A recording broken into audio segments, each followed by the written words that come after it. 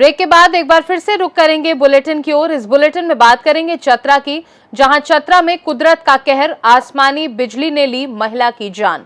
आगे बात होगी गोंदिया की, जहां रेस्क्यू ऑपरेशन के दौरान सर्पमित्र को किंग कोबरा ने काटा, हुई मौत।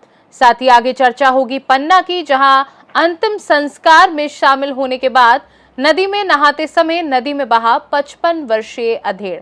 ऐसी तमाम खबरों पर विस्तार से होगी चर्चा। कुदरत इस बार किसानों को खून के आंसू रुला रही है। चतरा जिले में जोरदार बारिश और तूफानी हवाओं के साथ साथ आसमानी बिजली एक महिला की जान ले ली। जिले के प्रखंड के सिमरिया बस्ती में बुधवार को वज्रपात से एक महिला की मौत हो गई, जबकि 2 लोग गंभीर रूप से घायल हो गए। मृतक शहनाज खातून 40 वर्षीय, पति मोहम्मद अंसारुल सिमरिया खुर्द के रहने वाले थे। वहीं घायलों में अजमेरी खातून, पति मोहम्मद आलम और मोहम्मद रियाज सिमरिया कला के रहने वाले हैं। दोनों घायलों को परिजन व ग्रामीणों की मदद से आनन फानन में रेफरल अस्पताल लाया गया, जहां दोनों का प्राथमिक उपचार कर इलाज किया जा रहा था। जानकारी के अनुसार मृतक शहनाज खातून, घायल अजमेरी खातून और मोहम्मद रियाज अपने खेत में धान रोपनी का कार्य कर रहे थे। इस दौरान तेज बारिश के साथ अचानक वज्रपात हुआ। इस घटना में शहनाज की मौत घटनास्थल पर हो गई, जबकि 2 लोग घायल हो गए। उधर महिला की मौत से परिजनों का रो रो कर बुरा हाल है, जबकि गांव में मातम छाया हुआ है। ग्रामीणों ने अंचल कार्यालय से आपदा प्रबंधन के तहत मृतक के परिजन और घायलों को मुआवजा देने की मांग की है। आइए जानते हैं इस विषय में स्थानीय ग्रामीण नसरुल्लाह अंसारी का क्या कुछ कहना था। बिजली गिरी और धान रोपनी के क्रम में जो है अचानक जो है बिजली महिला के ऊपर जो गिर गया, और जिसके चलते जो है डेथ कर गई। और अभी पोस्टमार्टम के लिए भेजा गया ना? हाँ, अभी हॉस्पिटल में जो है भेजा गया है। क्या मांग करते हैं आप लोग? हाँ, सरकार से मांग करते हैं कि जो राहत कोष से जो है जो प्रावधान है सरकार का जो है उसके मुताबिक जो है मुआवजा देने की जो है कोशिश करें। किसकी पत्नी थी ये मोहम्मद अंसारुल का। मैं मोहम्मद नसरुल्लाह अंसारी, घर सिमरिया, पोस्ट सिमरिया, जिला चतरा का रहने वाला हूँ। मेरे भाई मोहम्मद अंसारुल की पत्नी शहनाज परवीन 2 बजे ज़ोहर नमाज़ पढ़ने के बाद ये खेत पे रोपा रोपने गई। अचानक थंडरिंग हुई और वहीं पे गिर पड़ी। आनन फानन हम लोगों ने रेफरल अस्पताल सिमरिया लाया, जहाँ पे डॉक्टर ने इन्हें मृत घोषित कर दिया। उसके बाद इनके परिजनों ने सदर अस्पताल चतरा लाया पोस्टमार्टम के लिए। मेरा घर सिमरिया हुआ और मैं मृतक का भैंसुर हूँ। चतरा से सी न्यूज़ संवाददाता लकी की रिपोर्ट। खबर महाराष्ट्र के गोंदिया से, जहां कोबरा नाग का रेस्क्यू ऑपरेशन करते समय सर्पमित्र की दर्दनाक मौत हो गई। सांप काटने का वीडियो बड़ी तेजी के साथ सोशल मीडिया पर वायरल हो गया। ये घटना मंगलवार को रात 10 बजे के दौरान की बताई जा रही है। आपको बता दें कि बारिश के मौसम में बारिश का पानी बिलों में घुस जाता है। पानी से बचने के लिए सांप बिलों से निकलकर सुरक्षित जगहों पर चले जाते हैं, जिससे कई बार सांप काटने की घटनाएं सामने आती हैं। सांपों को सुरक्षित स्थान पर पहुंचाने के लिए सर्पमित्रों द्वारा रेस्क्यू ऑपरेशन कर सांप को बचाया जाता है, लेकिन ऐसी भी कुछ घटनाएं सुनने को मिलती हैं कि रेस्क्यू ऑपरेशन के दौरान थोड़ी सी गलती से सर्पमित्रों की जान चली जाती है। इस तरह की घटना महाराष्ट्र के गोंदिया से सामने आई है। दरअसल गोंदिया शहर से सटे फूलचूर ग्राम के एक घर की रसोई में कोबरा सांप घुस गया। इसे घर से सुरक्षित निकालने के लिए सर्पमित्र सुनील नागपुरे को बुलाया गया। सर्पमित्र सुनील ने कोबरा नाग को बचाया और स्टिक की मदद से उसकी मुंडी को पकड़कर सीधा लटकाया। उसकी लंबाई 6 फीट के आसपास थी।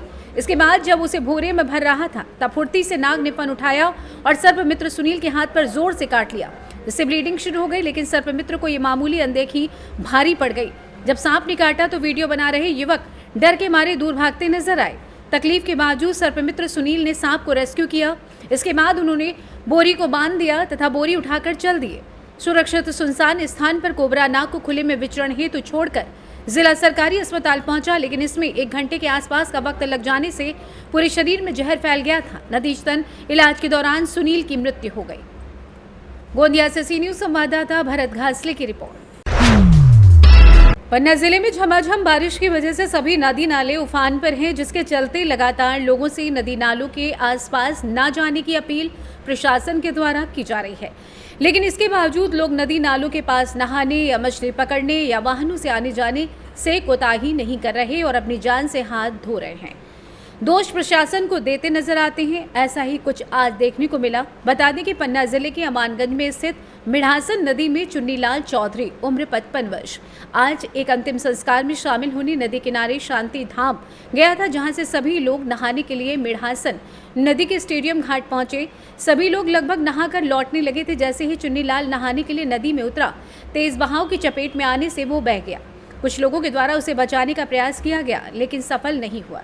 घटना की जानकारी पुलिस को दी गई। सूचना पर 6 सदस्यीय एसडीआरएफ टीम पन्ना से अमानगंज रवाना हुई, जिसे लगभग 1.5 घंटे टीम ने अमानगंज पहुंचकर नदी में रेस्क्यू ऑपरेशन शुरू किया, लेकिन कोई सफलता प्राप्त नहीं हुई। नदी में बहे चुन्नीलाल का कुछ भी पता नहीं चला। रेस्क्यू ऑपरेशन लगातार जारी है। पन्ना से सी न्यूज संवाददाता रीना सोनी की रिपोर्ट। हरियालो राजस्थान के अंतर्गत राजकीय उच्च माध्यमिक विद्यालय बकानी के खेल मैदान में 200 पौधों का वृक्षारोपण किया गया। वृक्षारोपण कार्यक्रम अंतर्गत बकानी के राजकीय विद्यालयों के छात्र छात्राओं, एसडीएमसी सदस्य, विद्यालय परिवार एवं ब्लॉक शिक्षा कार्यालय द्वारा 200 पौधों का रोपण किया गया।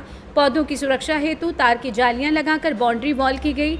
उधर रोपण कार्यक्रम अंतर्गत डाक शिक्षा अधिकारी दुर्गा प्रसाद मीणा, ब्लॉक कांग्रेस अध्यक्ष भरत कुमार चतुर्वेदी, पूर्व सरपंच हेमराज राठौर, भाजपा मंडल अध्यक्ष पूनम सिंह शर्मा सहित मध्य उच्च माध्यमिक विद्यालय का पूरा स्टाफ उपस्थित रहा। बकानी से सी न्यूज संवाददाता रमेश चंद्र शर्मा की रिपोर्ट। खबर शिवपुरी से है, जहां एक्सीडेंट में 3 की मौत के बाद हुए यातायात पुलिस ने स्कूल के बच्चों को समझाए नियम, बताया क्यों पालन करना है जरूरी। बता दें, यातायात पुलिस ने नियमों के प्रति स्कूल के बच्चों को जागरूक करने हेतु लगातार अभियान चलाया जा रहा है।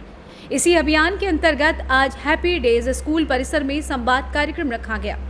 कार्यक्रम के अंतर्गत बच्चों को बताया गया कि जब तक ड्राइविंग लाइसेंस ना हो तब तक वाहन ना चलाएं। 2 पहिया वाहन चलाते समय हमेशा हेलमेट का प्रयोग करें। 2 पहिया वाहन पर 3 सवारियां बैठाकर ना चलाएं। आज सिंह निवास पुल के पास हुई घटना के बारे में बच्चों को बताया गया कि कैसे यातायात के नियमों का पालन न करने से एक ही परिवार 3 लोगों की मृत्यु हो गई। बाइक सवार व्यक्तियों ने हेलमेट नहीं लगा रखा था और 2 पहिया पर 3 सवारी बैठे हुए थे। यदि हेलमेट लगाया होता तो हो सकता है कि उनकी जान बच जाती। इसके अतिरिक्त छात्रों से एवं स्टाफ को रोड साइड ना चलने की समझाइश दी। साथ ही सरकार की 2 महत्वपूर्ण योजना गुड सैमरिटन एवं hit and run motor accident योजना के बारे में भी बताया। जो आपके द्वारा हैप्पी डेज में कार्यक्रम था, किस प्रकार का क्या कार्यक्रम? देखिए, ये देखने में आ रहा है और कई जगह से बात भी ट्रैफिक पुलिस के संज्ञान में आई है कि शहर में कई सारे ऐसे नाबालिग बच्चे हैं जो पात्र ना होते हुए भी 2 पहिया वाहनों का संचालन कर रहे हैं एवं तेज़ गति से अपना वाहन चला रहे हैं। इसके अतिरिक्त वो 2 पहिया वाहन चलाते हुए हेलमेट भी धारण नहीं कर रहे हैं और वो दुर्घटनाओं का शिकार हो रहे हैं, जो कि एक क्षति है जो हमारी समाज को यातायात नियमों का पालन ना करने के कारण मिल रही है।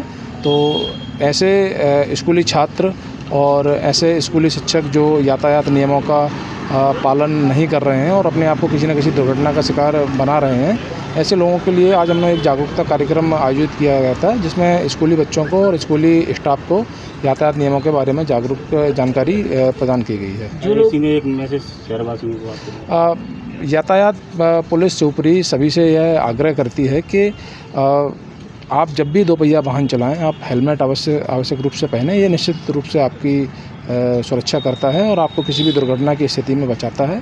इसके अतिरिक्त जब भी आप 4 पहिया वाहन चलाते हैं तो सीट बेल्ट का उपयोग आवश्यक रूप से करें। वाहनों को यदि आप कहीं पे पार्क करते हैं तो अपने वाहन को ऐसे स्थान पर पार्क करें जिससे सुगम यातायात में कोई अवरुद्ध या कोई बाधा उत्पन्न ना हो। जो लोग यातायात नियमों को उल्लंघन करता है उस पर क्या कुछ कार्रवाई? यातायात पुलिस शिवपुरी समय समय पर ऐसे वाहन चालकों के विरुद्ध जो यातायात नियमों का पालन नहीं करते हैं उनके विरुद्ध कार्रवाई करती है। अभी विगत कुछ दिनों से हमारे द्वारा ऐसे वाहन चालक जो शराब पीकर वाहन चलाते हैं उनके विरुद्ध भी कार्रवाई की गई है और उनके विरुद्ध न्यायालयीन कार्रवाई की गई है। शिवपुरी से सी न्यूज संवाददाता विनोद सिकरवार की रिपोर्ट। फिलहाल के लिए बुलेटिन में बस इतना ही। देश दुनिया की बाकी खबरों को जानने के लिए आप देखते रहिए सी न्यूज भारत।